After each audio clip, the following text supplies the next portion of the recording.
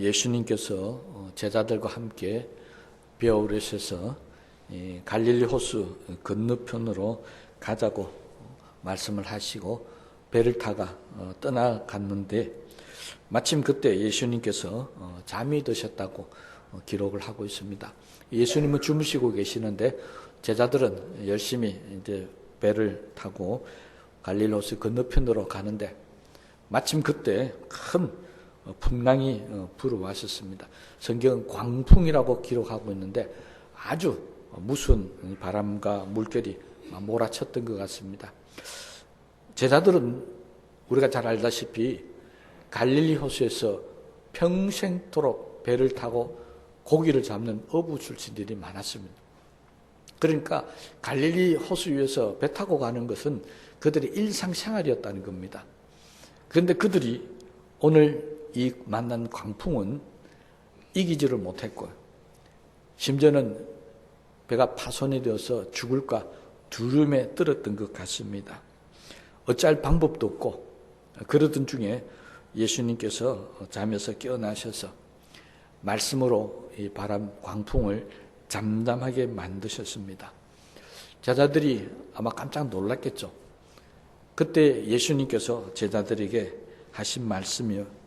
도대체 너희 믿음이 어디 있느냐 그렇게 물으셨다고 기록을 하고 있습니다. 제자들은 예수님과 함께 배를 타고 있었지만은 예수님보다는 광풍을 보고 더 무서워했다는 것입니다. 이걸 우리식으로 이야기하면 예수를 믿고 있었지만 또는 예수님과 함께 살고 있지만은 우리의 삶에 어려운 문제가 다가오면 우리는 그 문제 때문에 매일 죽겠다고 아우성치는 그런 삶을 살고 있다는 것입니다. 본문 말씀과 똑같이 우리는 살아가고 있습니다. 예수님이 옆에 계시고 함께 계셨지만은 불어오는 광풍이 더 무서웠다는 겁니다. 그래서 예수님이 제자들에게 말씀하신 겁니다. 도대체 너희 믿음이 어디 있느냐? 이 말은 다른 말로 하면 왜 나를 믿지 못하느냐는 것이겠죠. 왜 나를 믿지 못하고 저 광풍 때문에 그렇게 무서워하고 두려워하느냐? 그런 책망의 말씀일 걸로 생각이 됩니다. 제자들은 너무 무서워 떨었는데 그 다음에 광풍이 사라지자 무서움과 두려움이 이제는 가라앉았는데 아니었습니다. 그들 마음에 또 다른 두려움, 무서움이 다가오기 시작했습니다. 그 무서움을 제자들은 이렇게 표현하고 있습니다. 도대체 예수님이 누구간데 도대체 누구가 이게 바람과 물을 명하여 순종하게 하는가? 이 두려움은 광풍에 대한 두려움이 아니었습니다. 바로 이 풍랑을 잠잠하게 하시는 예수님의 그 능력, 예수님에 대한 두려움이 그들의 마음에 새롭게 생겨나기 시작했다는 것입니다. 여러분, 우리가 예수님과 함께 사시면서 우리 예수님과 함께 지내면서 왜 자꾸 그 문제가 다가오면 넘어지고 쓰러지는지를 이 대답을 통해서 우리는 알 수 있습니다. 우리는 예수님을 믿되 예수님을 두려워하지 않는다는 것입니다. 우리가 예배를 드린다는 표현을 때 경배라는 표현을 씁니다. 그런데 이 경배의 경자는 두려워하여 섬긴다는 뜻입니다. 여러분, 하나님을 두려워하게 되면 죄를 지을 수가 없습니다. 하나님을 두려워하게 되면은 믿음을 떠나 살 수가 없습니다. 이게 하나님에 대한 두려움 때문에 그렇거든요. 여러분, 예수님에 대한 두려움이 생기면은 우리에게 어떤 문제가 다가오든지 간에 그게 두렵지 않습니다. 무섭지 않습니다. 왜 그렇겠습니까? 그것을 다 다스리고 잠잠케 하시는 주님의 능력, 그 주님에 대한 두려움이 우리 가운데 있다고 한다면 우리는 그걸 결코 두려워하지 않을 것이라는 것입니다. 그런데 우리는 예수님을 믿고 함께 살면서도 예수님에 대한 경외심, 예수님에 대한 두려움이 우리 가운데 없었습니다. 오늘 제자들은 두려움을 두 가지를 가졌습니다. 하나는 풍랑에 대한 두려움이었고 하나는 예수님의 능력에 대한 두려움이었습니다. 그런데 똑같은 이 두려움이 제자들의 삶에 나타나는 현상은 달랐습니다. 광풍에 대한 두려움이 생기니까 그들은 아무것도 할 수가 없었습니다. 죽을 수밖에 없다고 고함치고 난리치는 것밖에 할 수 없었습니다. 예수님께서 소시 저편으로 건너가자 했지만 그들은 평생을 배를 타고 그 바다를 다녔던 사람이지만 그들은 한 치 앞도 나가지 못했습니다. 뭐 때문이라고요? 이 광풍에 대한 두려움 때문이었습니다. 그런데 광풍이 잠잠하고 예수님의 능력을 보면서 예수님에 대한 두려움이 생기게 되자 그들은 지금까지 할 수 없었던 모든 것들이 다 사라지고 다시 배를 몰아서 호수 저편으로 가기 시작했고 다시 그들은 예수님에 대한 믿음이 강해졌어요. 앞으로는 어떤 광풍이 불어와도 어떤 문제가 생겨도 예수님만 함께 계시면은 충분히 문제를 해결할 수 있다고 하는 그런 믿음이 그들 가운데 생겨지게 되었다는 것입니다. 여러분, 그렇다면 우리에게는 어떤 두려움이 좋은 두려움이겠습니까? 뭐 두려움이 좋을 게 뭐가 있겠습니까만은 그러나 예수님에 대한 두려움은 우리가 하지 못했던 것을 하게 만들어주고 우리가 고통과 어려움 가운데 좌절했던 사람들을 다시 한번 희망과 소망을 주는 그런 마음이 예수님에 대한 두려움을 가졌던 사람들에게 생기는 것이었다는 것입니다.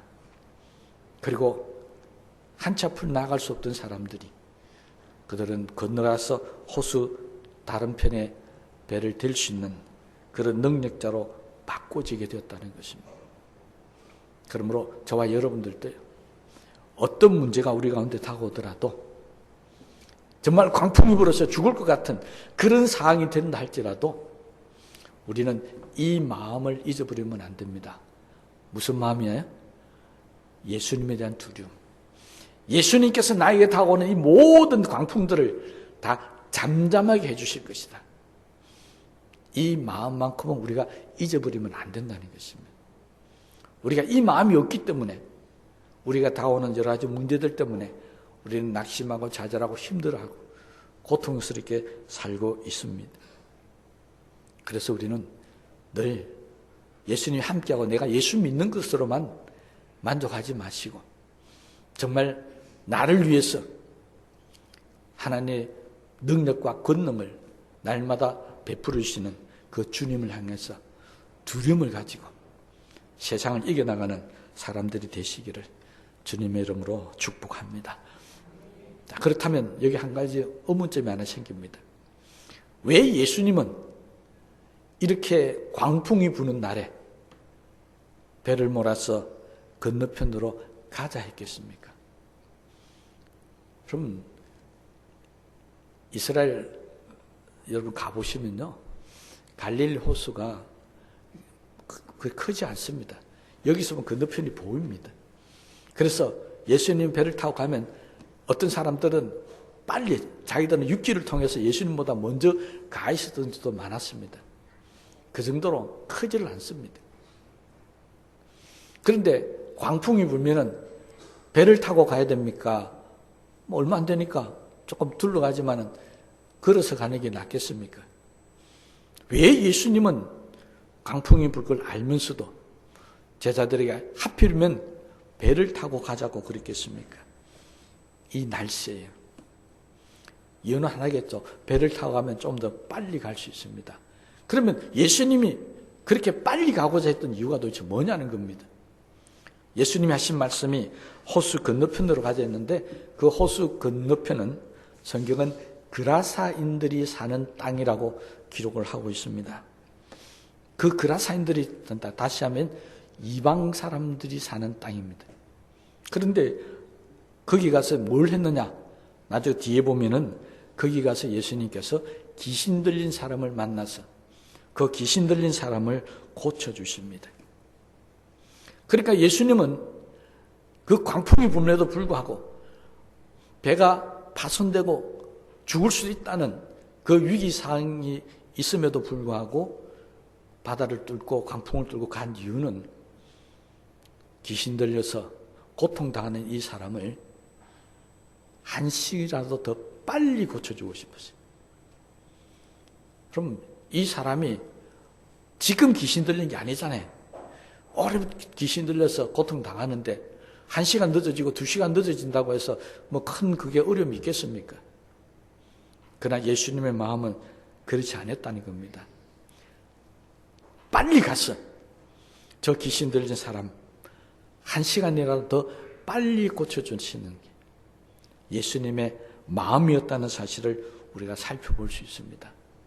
다시 말하면 한 영혼을 구원하는 일에 시간을 조금이라도 지체할 수 없었다는 것입니다. 이 일은 나중에 예수님 사역에도 큰 도움이 됩니다. 귀신이 떠나가고 난 이후에 이 사람이 성내에 들어가서 예수님이 자기에게 오셔서 귀신을 쫓게 해주셨다는 사실을 동네방향 다니면서 외치고 다닙니다.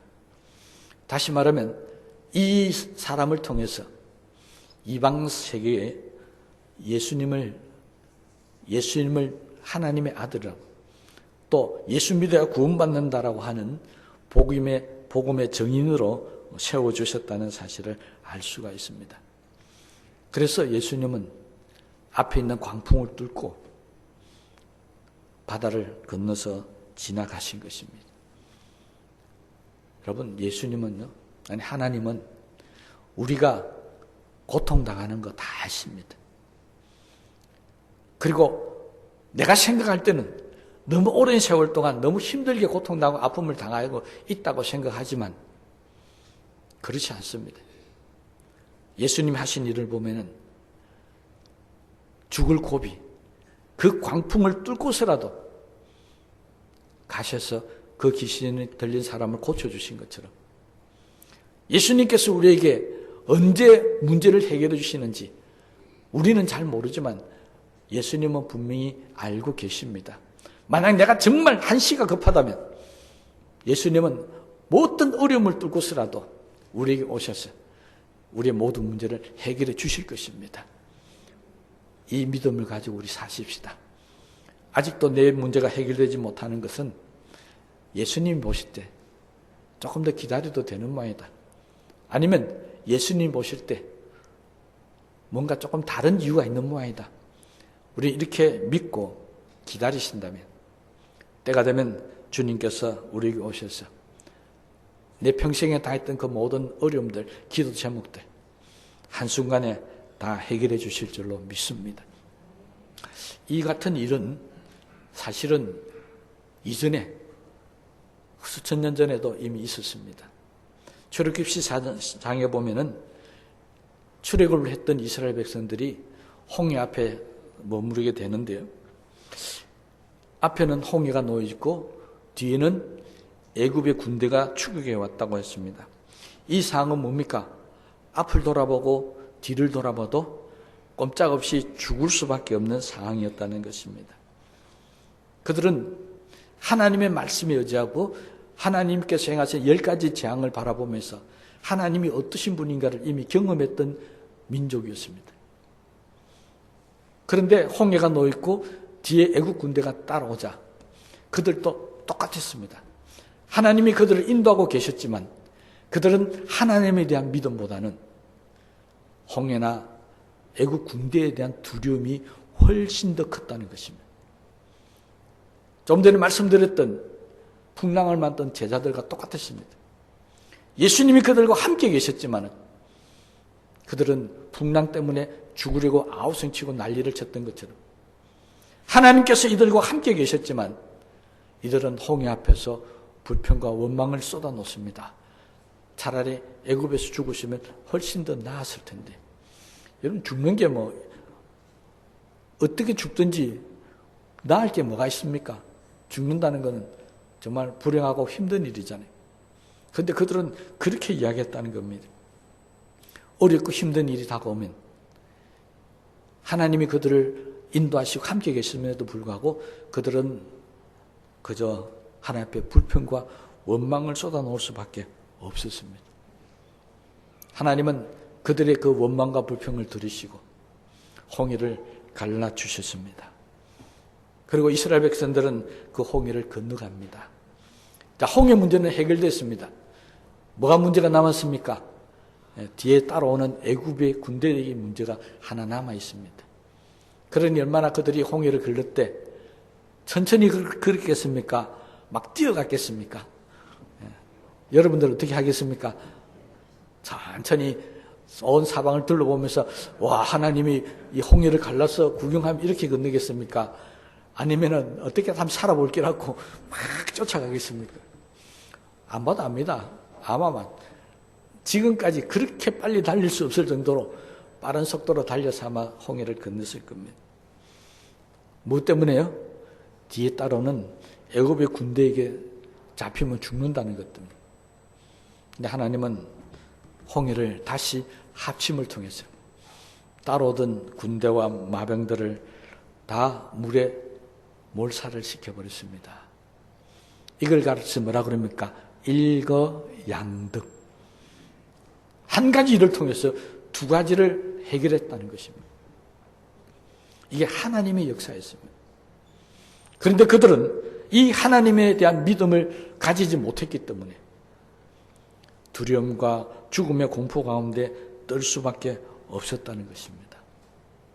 그들도 마찬가지였습니다. 이 광경을 보면서 그들의 마음에 또 다른 두려움이 생겼습니다. 어떤 두려움이 있겠습니까? 하나님에 대한 두려움이 생긴 겁니다. 예수님의 제자들이 예수님에 대한 두려움이 생긴 것처럼 이들은 하나님에 대한 두려움, 다시 말하면 뭐라고요? 경외심이 생긴 겁니다. 야, 하나님 정말 대단하신 분이구나. 그 경외심 가운데 빠져들면서 그들은 하나님을 믿고 의지하려고 생각을 했지만 잘 알다시피 또 얼마 가면 다 끝나버립니다. 문제는 홍해 이전의 이스라엘 사람들과 홍해 이후의 이스라엘 사람들의 삶이 완전히 달라졌다는 것입니다. 홍해 이전의 삶들은 그들의 주인, 그들을 다스리고 그들의 생사를 주고 있었던 것은 애굽의 바로였습니다. 애굽의 왕이었습니다. 그런데 홍해를 건너는 순간부터 그들의 생사와 그들의 모든 삶의 주관은 이제 하나님이 그들의 왕이 되어주시고 하나님이 그들의 모든 것을 주관하시고 인도해 가시기 시작했다는 것입니다. 이것이 홍해를 통한 그들의 삶이 달라진 이유였습니다. 이제 하나님이 그들을 인도하기 시작했으니까 푸른 초장 실만한 물가가 펼쳐져야 되지 않겠습니까? 그런데 성경을 보니까 아니었습니다. 홍해를 걷는 그들에게 눈앞에 펼쳐진 것은 푸른 초장이 아니었고 바로 광야였습니다. 여러분, 광야는 어떤 땅인 줄 아십니까?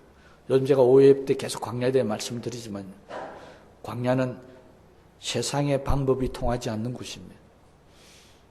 세상의 수단이 통하지 않는 곳입니다. 거기는 세상의 힘이 통하지 않는 곳입니다. 거기에 살아가려면 오직 하나님만 바라보고 하나님만 의지해야만 살아갈 수 있는 것이 바로 광야였습니다. 그들의 삶은 이제는 오직 믿음으로만 살아야 합니다. 여기서 농사지려고 하면 죽습니다. 여기서 뭔가 인간적인 수단으로 다른 것으로 먹고 살려면 그들에게는 희망이 없습니다. 그들이 살아갈 수 있는 유일한 방법은 하나님을 믿고 사는 수밖에 없었습니다. 그리고 하나님은 그들의 믿음대로 그들을 광야에서 40년 동안이나 인도해 가셨습니다. 아침에는 만나를 내려주시고 저녁에는 메추라기로 주시고 낮에는 구름 기둥으로 밤에는 불 기둥으로 그들의 삶을 인도해 나가셨습니다. 그 광야에서 그들은 딱 한 가지만 하면 됩니다. 오직 하나님만 믿고 바라보는 것입니다. 거기에는요, 잘 살려고 노력할 필요도 없습니다. 여러분, 만나가 아침에 내려주니까 나는 저거 모아가지고 돈 좀 벌어야 되겠다 해서 남들보다 2배로 아니면 한 3, 5일, 한 일주일분, 한 달분 가지고 와도 아무 소용이 없었습니다. 만나는 그날이 지나면 다 썩어져 냄새가 나기 때문에 많이 가져온 사람일수록 골치 아픕니다. 왜 골치 아픕니까? 썩어서 냄새 나니까요. 그래서 자기가 먹을 것만 가져온 사람이 제일 행복한 사람이었습니다. 이 일을 40년 동안 합니다. 많이 가질 필요가 없었습니다. 나에게 꼭 필요한 것만 가지고 살아가는 겁니다. 주님은 이것을 가리켜서 주기도문에서 가리켰습니다. 뭐라고 기도하라고요? 일용할 양식을 주시옵소서. 하나님의 주권 안에 살아가는 사람들은 많이 가질 필요가 없었습니다. 매일 일용할 양식만 있으면 됐습니다. 거기는 많이 가졌다고 자랑할 장소가 아닙니다. 거기는 내가 똑똑하다고 지식이 많다고 자랑할 수 있는 장소가 아닙니다. 그 지식 아무것도 필요 없습니다. 인간의 지식으로 물을 해결할 수 있습니까? 아니었습니다. 하나님의 능력으로만 물을 해결할 수 있었습니다. 해충을 해결할 수 있는 것, 인간의 지혜와 수단이 아니었습니다. 약이 아니었습니다. 하나님의 지키고 부하심이었습니다. 거기는 내가 잘났다고 권력도 내세울 수 없는 곳입니다. 그러니 광야는요, 많이 거진 것도 필요 없고, 권력이 있다, 지식이 있다, 많이 배운 것도 필요 없었습니다. 누구나 다 똑같이 살아가는 사람들이었습니다. 똑같은 것을 먹고, 똑같이 움직여야 되고, 똑같이 생활하는 그런 삶이 광야의 삶이었습니다. 거기는 차별이 없었습니다. 그렇잖아요. 광야에서는요, 높고 낮은 부자고 가난한 병이 이런 거 없었습니다. 하나님은 40년 동안 이스라엘의 모든 사람들을 똑같은 걸 먹여주셨고 똑같은 대우를 해주셨습니다. 하나님 안에 사는 사람들의 모습을 하나님 이미 우리에게 보여주셨습니다. 우리도 이 땅을 살아가는 가운데 너무 많은 걸 욕심내지 마십시오. 너무 사람들이 잘나고 똑똑하고 드러나려고 하지 마십시오. 하나님은 천국에 데려가실 때 많이 가진 것 순서로 데려가는 분이 아닙니다.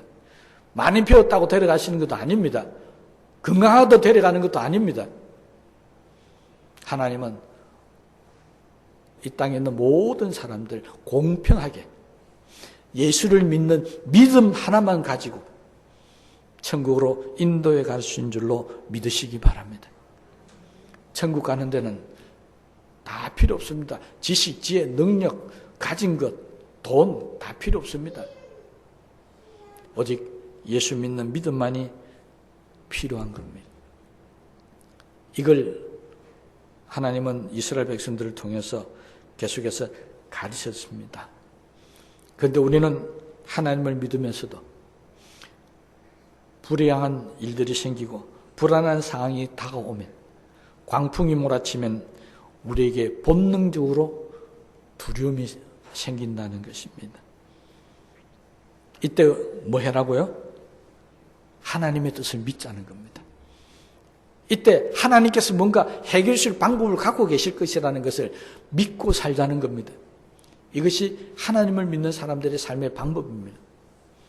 바울은 고린도 교인들에게 이것을 가르쳤습니다. 고린도전서 2장 9절 말씀에 보면요, 기록된 바 하나님이 자기를 사랑하는 자들을 위하여 예비하신 모든 것은 눈으로 보지 못하고 귀로 듣지 못하고 사람의 마음으로 생각하지도 못하였다 함과 같으니라. 뭐라고요? 하나님은 자기를 사랑하는 자들을 위해서 우리가 듣고 보지도 못했던 것, 우리 마음으로 짐작도 못하는 그런 좋은 것으로 예비하고 계셨다는 것입니다. 그리고 때가 되면 그것을 우리에게 나타내 주시는 겁니다. 이 믿음으로 살자는 겁니다. 두려움 없이 사는 인생은 없습니다. 살아가는 동안에 우리 인생에 두려움이 다가오지 않을 때가 없습니다. 그렇지만요, 믿음으로 사는 사람은 그런 많은 어려움과 두려움이 오더라도 홍해를 가르시고 광야에서도 먹고 입을 것 채워주시는 그 하나님의 은혜를 생각하면서 견디고 이겨나간다는 것입니다. 믿음의 생활은 광풍을 이기는 겁니다. 홍해를 이기는 겁니다. 광야를 이기는 겁니다.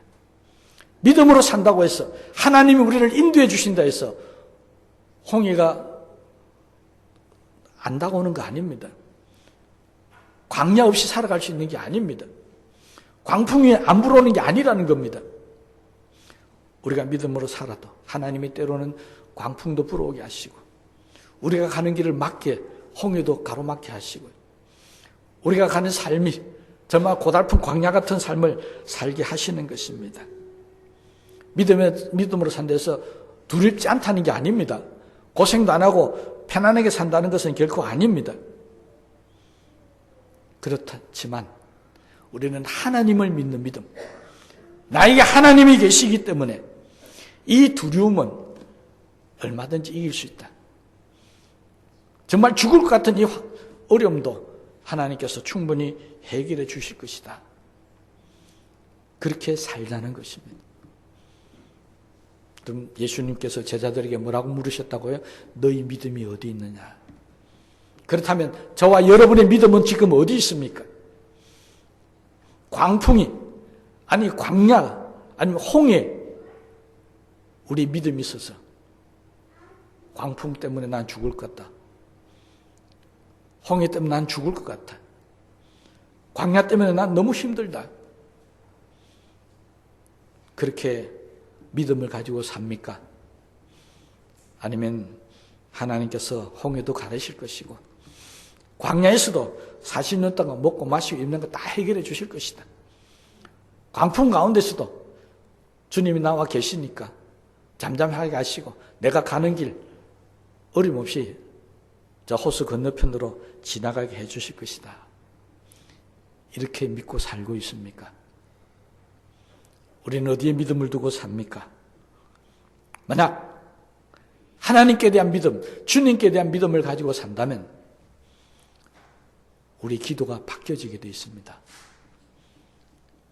광풍의 믿음을 가지고 있는 사람은요, 기도할 때 이렇게 기도하실 겁니다. 하나님, 이 광풍 때문에 내가 죽겠습니다. 빨리 이 강풍을 좀 멈추게 해주십시오. 빨리 이거 좀 해결해 주십시오.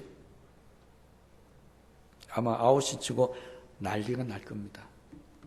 그런데 광풍이 아닌 예수님의 믿음을 가지고 있는 사람은 광풍이 불어오면 걱정할 필요 없습니다. 예수님을 깨우시면 됩니다. 예수님을 부르면 됩니다. 이 제자들이 언제 예수님을 깨웠다고요?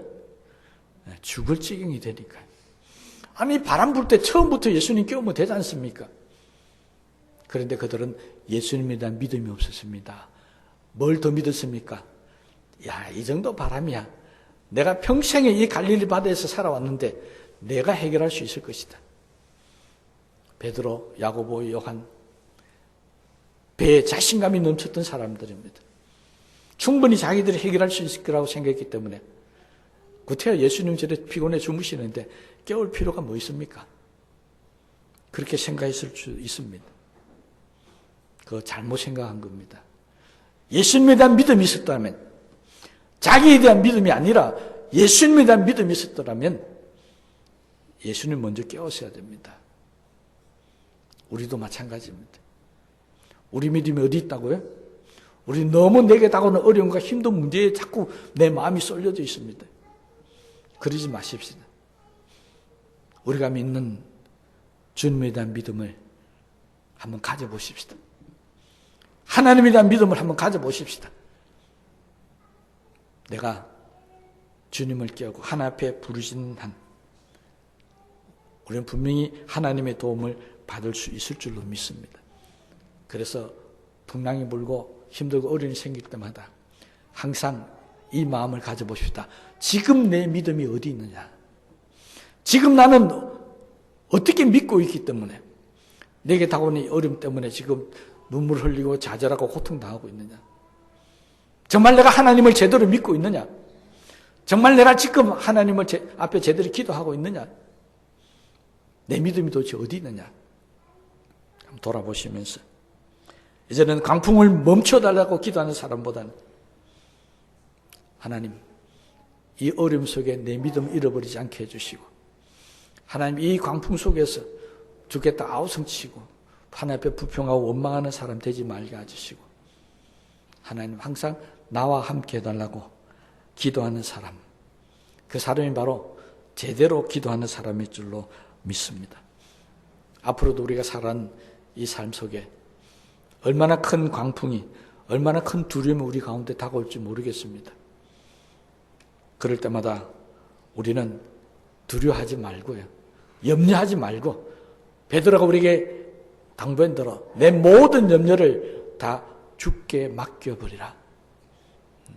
우리도 주님께 다 맡기고 오직 주님만 바라보면서 믿음으로 사는 그런 사람이 되셨어요. 풍랑이 다가올 때마다 믿음이 한 단계 한 단계 더 성장하는, 그래서 예수 그리스도의 장성한 분량에 이르는 그런 믿음의 사람들이 다 되시기를 주님의 이름으로 축복합니다.